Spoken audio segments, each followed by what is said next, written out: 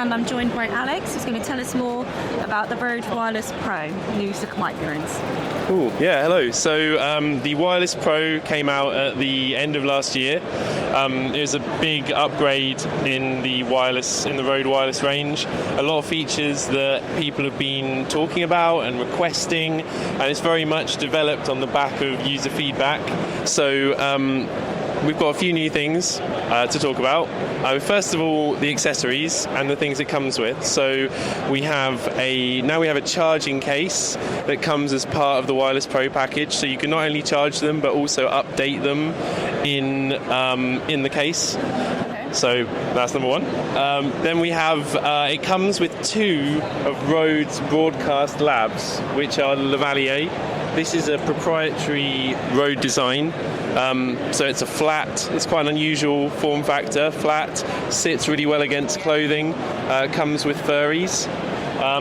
Then we have various other attachments, including magnetic ones. But then also in the units themselves, there's quite a lot of new stuff going on. The two big ones, so we have Timecode. A lot of people obviously syncing their audio to their video. This provides an in-the-box way of doing so. It automatically syncs with cameras that have Timecode feed, so you don't have to mess around in post syncing it up. Then we also have 32-bit float, which is a really, really useful feature for a lot of professional videographers. It's a thing that a lot of people in professional video are used to working with, but in more consumer outlets it hasn't been as common.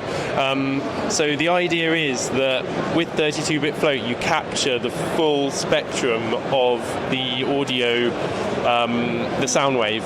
So with a 24-bit recording or lower, if you fill up the sound wave with too much information, if it's too loud, it cuts off part of the sound wave because it just can't store that full lot of information. But with 32-bit float, it's a bit like RAW with camera, where you capture everything. So if you get a really loud sound, it captures the full spectrum of the sound. And then in post, you can reduce it and make it listenable, so you can never clip, which is very useful. They're the main headlines for the new Pro. It is constantly being updated, new firmware and other things being added as you go. Yeah, we're all very excited about it. And so, is it more aimed at professionals or consumers? Is it more for everyone? I mean, the lines between consumers and professionals is starting to blur more and more these days. You know, we're seeing more and more people looking to get into making their own content, whether it be for their business, whether it be for their own personal brand, whether they just want their content they're putting out on Instagram to be a bit more polished and they want to get more followers. You know, the reasons for people making content now are so wide-ranging that Rode are very present in the grey area between, you know, what they call like prosumer or whatever, where like there isn't really a clear definition. But the Pro is for sure, this product is intended for people who are serious about video making, not necessarily just dabbling.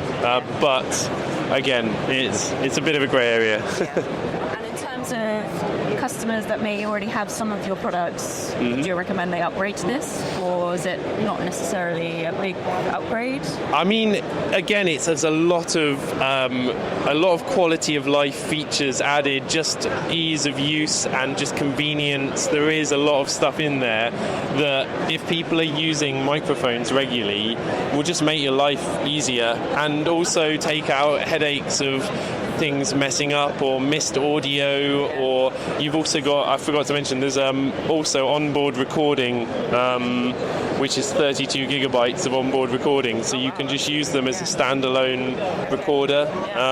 So again, little things like that. The convenience aspect is a big part of the upgrades of these products. There's the sound quality aspect, obviously, but there's also just the ease of your workflow and what you're doing. So it's definitely like a very good upgrade for people who are regularly using wireless microphones. Yeah. Cool.